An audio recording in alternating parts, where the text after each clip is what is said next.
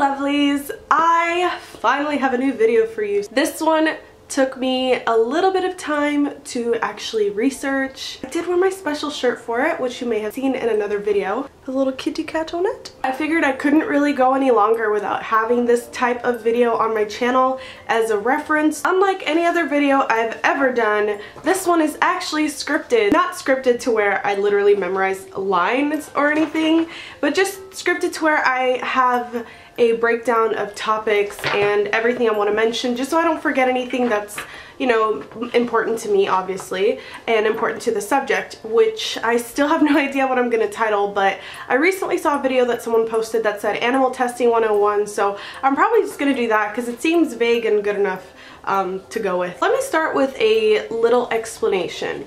The only reason why I went cruelty-free as late as I did, I really started using cosmetics at an older age than most people. I didn't go cruelty-free sooner just because I didn't really buy that many cosmetics and beauty products in the first place. When I did start to is when I started researching cruelty-free products. When I started my YouTube is when I started buying more products, beauty products. The more products I bought, the more I started thinking about the morals behind companies. And I've been vegetarian for, I believe, a little over 4 years now, which is also something that I wish I had done sooner. I don't even have any animal products either. The only thing I might have from time to time are eggs and cheese, which I get from a family farm, or it's vegan cheese, which is what's leading me to this. This entire video was done with my own research, watching other videos that I'll definitely link below for reference, and it's just something that I wish someone had done for me sooner so that I would just know a little more about the subject. It is going to be a bit lengthy probably, and I hope you guys don't mind me talking so much, but it's just something I feel like I have to do, and I really hope you girls and guys listen, because it's probably a lot of stuff that you may know but not know too much about, or might have the wrong information on. And I think living by the whole ignorance is bliss mentality is really what harms our world more than we think it does. When I have my kids, I want them to live in a world that's going to be more animal friendly, and I feel like if you have that kind of mentality of, you know, one person won't change anything, then yeah, nothing's gonna change. A lot of people may not even really be noticing because the change is so subtle, but even on places like here on YouTube, things have changed a lot. There are a lot more animal friendly channels, a lot of girls trying to educate people about the subject, and I just hope my channel can get to the point where these other channels are, of educating people the right way, learning more about this whole process, and just being very well versed on the subject. So feel free to correct any points that I make. I just ask that you guys are mature and friendly on the comment thread. I don't want any drama-inducing arguments or anything like that. My subscribers are the loveliest people I've ever met, so I don't think it'll be an issue, but just in case some strangers come into this video, just want to make that clear. Before I go any further, let me explain that this video might be just a little bit choppy because of the fact that I'm going through a timeline of notes, so I do apologize first and foremost, but it's just the best that I can do. If you've ever bought from brands like L'Oreal, Maybelline, Revlon, CoverGirl, you purchase from a brand that tests on animals. Unfortunately, a lot of other brands still do also. Just to explain to you guys my mentality on this subject. I've never thought that makeup is superficial. I've never thought that it's something that is dense. However, when it turns superficial to me is when girls know that there are certain things like this involved, or don't bother to look into it and do it anyway. The animals are just suffering and being tortured and killed, and it's all just for our aesthetics and beauty needs. That's when I think it turns superficial, and that's just not the person I want to be. However, if it's who you are or who you want to be regardless of the information, I do not judge you whatsoever. I am just a little more judgmental on myself because I practice what I preach. I'm not the type of person to find out information and not want to do something about it. First, I'm going to start with the truth about animal testing. Let's start with animal welfare. People think that animal testing exclusively involves mice and rats and animals of that nature, but this isn't true. Companies use a lot of different species for testing. After mice and rats, rabbits, guinea pigs, dogs, and even cats are the most commonly used animals. Monkeys are also used, and a few other species. Another myth is that people think animal testing literally means putting makeup on an animal. You know, you've probably seen those cutesy articles where the rabbit has lipstick or eyeshadow on, and that's completely misleading. That is not what animal cruelty looks like at all. I am going to avoid photos and videos. I'm not going to use those shocking extremist type visual aids that are gonna just freak you out, because that's not what I'm here to do. There will be relatively graphic descriptions, so if that's a trigger warning to you, there's my trigger warning.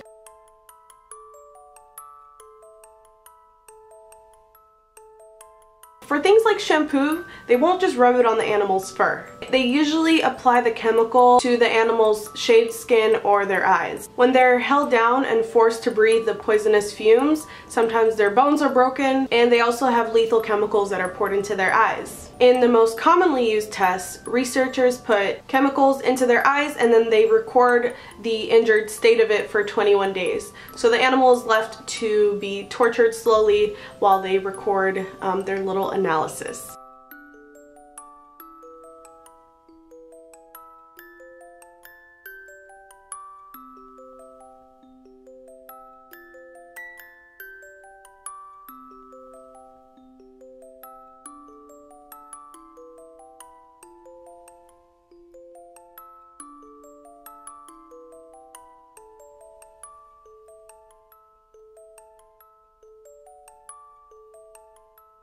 Here's something that to me was always obvious, but to some people isn't. Animals can feel pain. And in a recent experiment, they found that when mice are exposed to the painful stimuli, they display facial expressions a lot like humans do when they're exposed to pain. A lot of research even shows that animals suffer from things like anxiety and depression like most humans, and other psychological disorders in the laboratories.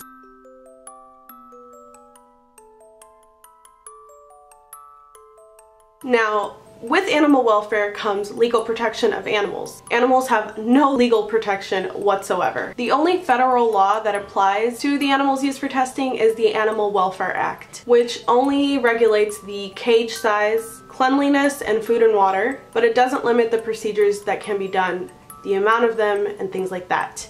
However, even though these are in place, they're never enforced. So animals are still subject to awful conditions on top of all the testing. And the funny thing about this law is that it actually excludes some animals like mice, rats, birds, cold-blooded animals, and animals that are usually killed for food. So the animals that are most commonly used in these tests aren't protected at all whatsoever. And even the ones that do, it's never enforced, so it's pretty irrelevant. Generally, the animals aren't even given an anesthetic for even the most painful tests. And every single year, millions of animals used for testing are killed during the experiment or soon after. The next point I want to jump into in regards to the subject is accuracy of testing. Even though China currently does, the United States does not require tests on cosmetics, but companies do it anyway. And what's misleading about these tests in the first place is that it's hard to even interpret what these tests mean to humans, because each species reacts differently to various substances. So for all we know, these tests aren't even accurate to how we would react to these chemicals and to these products that are being made. So our country is not even doing tests when they don't even have to, and there are a million other ways to test the ingredients, but the tests aren't even accurate and they don't even mean anything. So these chemical and pharmaceutical industries are killing about 115 million animals a year just for tests that aren't even accurate. In fact, companies that test still include a ton of harmful ingredients. For example, talc that has even been compared to asbestos and can cause long-term damage. Now I'm gonna jump on to my personal thoughts as to why I think going cruelty-free is more beneficial, not just for the animals, but obviously for yourself. Going cruelty-free can possibly mean more medical advances and more benefits for us as a whole. There are actually a lot of cheaper and faster alternative methods that would lead to a more accurate result than the ones being used right now on animals. Examples include artificial human skin, even robotic technology that can screen thousands of chemicals at once using cells grown in the lab. Many companies actually continue to test products and chemicals using animal-based tests that were developed in the 1930s, 40s, and 50s. So not only are their methods not helpful, but they're not even current. Testing the methods without the use of animals, using human cells and tissues, combined with special computer programs, actually deliver exact and conclusive results. I saw a quote that I really love, so I'm just going to go ahead and read that straight from the paper because I don't want to mess it up, but here it goes. Within the framework of this scientific system, sicknesses become technical defects and animals become measuring instruments. A researcher's quality is not measured by the number of people he or she has helped, but rather by the amount of scientific publication. This absurd system is self-sustaining and devours incredible amounts of research funding. Animal experiments normally actually serve these industries as a means of hedging their liability. I'm going to go ahead and read another quote that I found because it isn't mine, obviously. One study conducted by a company came to the conclusion that one would be better off tossing a coin than relying on animal experiments to answer the question of carcinogenic substances. Only 5 to 25% of the substances harmful to humans also have adverse effects on the experimental animals. Tossing a coin actually delivers better results. The numerous drugs and products that were considered safe based on animal experiments but cause serious or even lethal adverse effects in humans are proof that the results of animal experiments cannot be transferred to humans with the necessary reliability. Here's my question to anybody who hears that. Why would you ever continue to support the kind of company that would lie to you, that would do something for their own good and still expose you to all of these harmful things that can lead to an increase of diseases that is already prevalent in our country, and really just rip you off your money? If you support small businesses, obviously after also doing your research, and support other brands, not only would you morally better yourself, but it also helps you avoid harmful chemicals, which is what we're going to talk about now. So in my experience, companies that test on animals have more toxic ingredients, and companies that don't tend to be a bit more natural. Now, this isn't always the case. I actually have an example that I recently noticed. I almost bought the Chocolate Soleil bronzer from Too Faced, which is a cruelty-free company.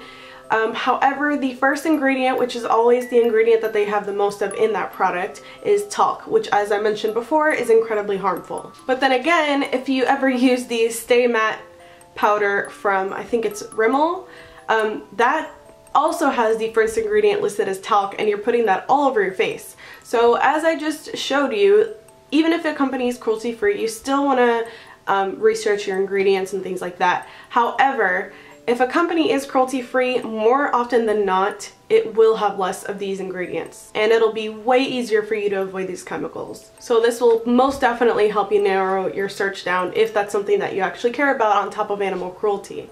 A lot of lipsticks, like from the brand MAC, are filled with lead, which you directly ingest and is super harmful for you as well. The average woman actually puts over 500 chemicals on her body every single day.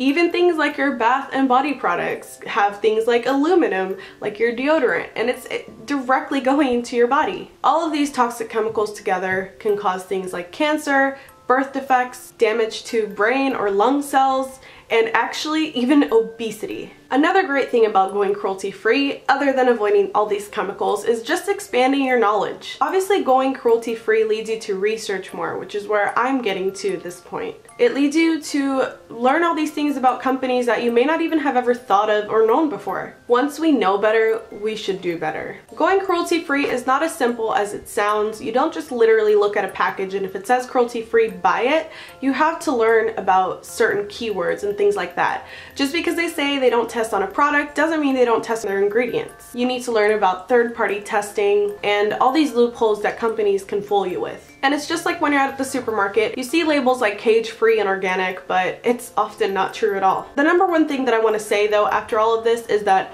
it actually is not even hard to find out when a company is truly cruelty-free.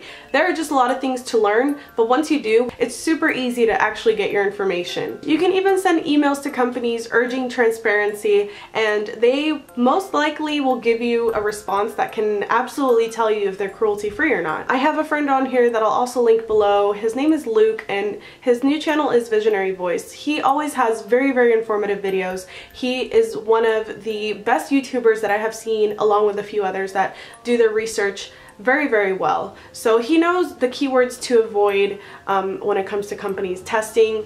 It's almost pretty easy to tell, because if it sounds like they're avoiding the subject, if it sounds like they're just giving you the runaround, most likely they test. But there are a lot of companies that will straight up tell you, none of our products are tested on animals, none of our ingredients are tested on animals, we do not sell in China where they have to test on animals, and they will just list all of these things that absolutely annihilate any possibility of them testing on animals. So it's really not hard at all, I'm telling you. It sounds like it, and it sounds overwhelming at first, trust me, I was there, but it's not. I do also want to mention very quickly vegan products, and if you're actually interested in going full on vegan and not just cruelty-free, I'm just going to give you guys some keywords that they list as ingredients that can be easily translated into what they actually are, just in case you guys ever want to come back to this video and say, oh, this has this, I don't really want to purchase it. So if you want to be a little more strict after actually researching cruelty-free, you're welcome to do so, and I hope this video can help you as well. Carmine or carmine, those are actually crushed bugs in red and deep pink lipsticks, eyeshadows, and other color cosmetics. Hyaluronic acid is from beef in anti-aging serums. Silk products are from bugs in creams and hair conditioners. Tallow is animal fat in soaps. Lanolin is from sheep wool. Musk is from deer glands in perfumery. Ambergris is from whales in perfumery. Placenta collagen is from beef and pork. There's also pearl powder and emu oil. And then Luke actually added something, because I had talked to him previously before filming this, and he said that if ingredients are a concern to you, keratin is an ingredient derived from animals, and it can sometimes be found in some natural products like desert essence, shampoos and conditioners. Some, not all, and it doesn't mean that they're a bad company. We're just pointing that out for people who care a lot about animal products used in certain brands. The next thing I want to say is you can vote with your dollar. I heard a YouTuber say this and it just stuck in my head because I thought it was so amazing. It's a very simplistic thought, but it's something we don't usually think of. Going cruelty-free is actually way more convenient and cheaper than you might actually think. I have saved a ton of money going cruelty-free. There's websites like Vitacost, which I'll link below, where you can get these products for like half off or more. And there are a ton of brands available to you easily in the drugstore.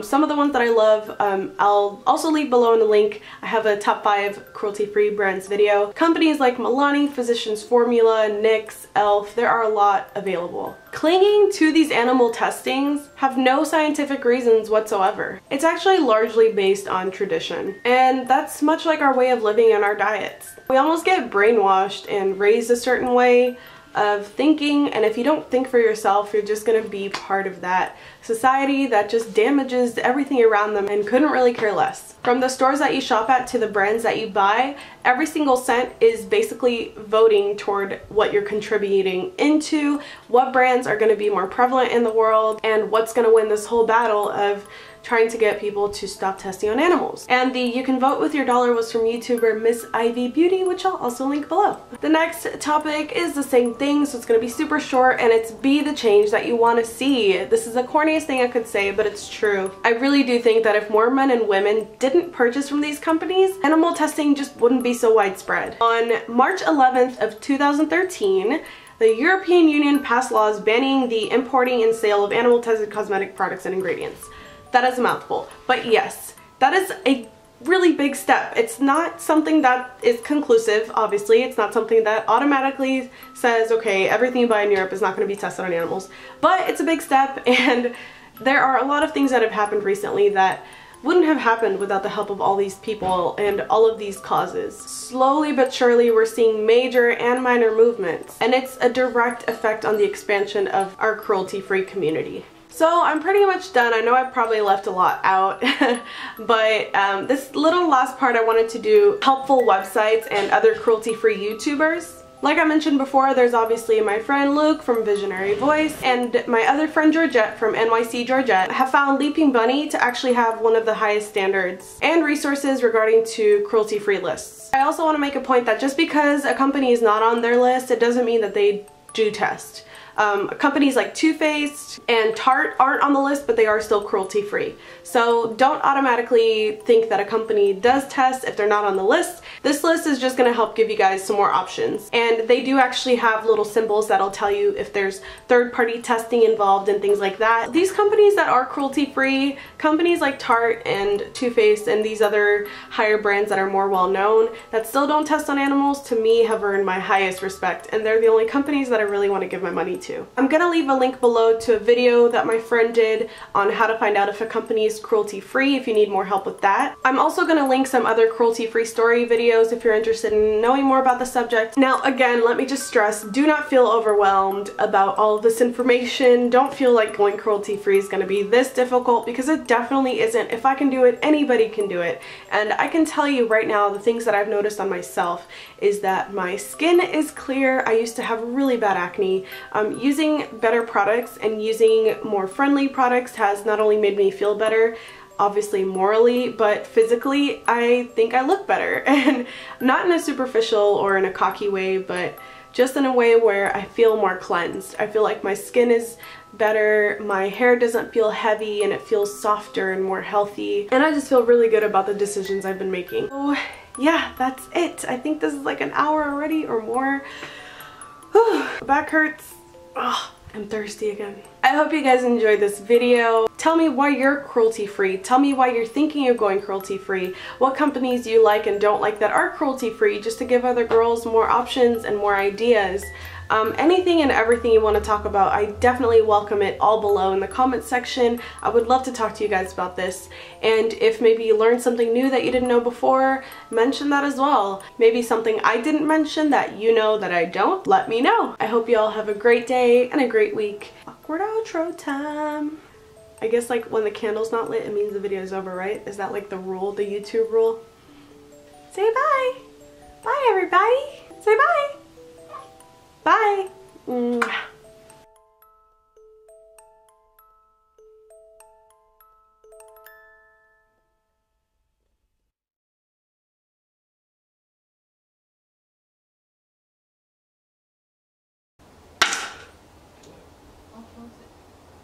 That's good of me.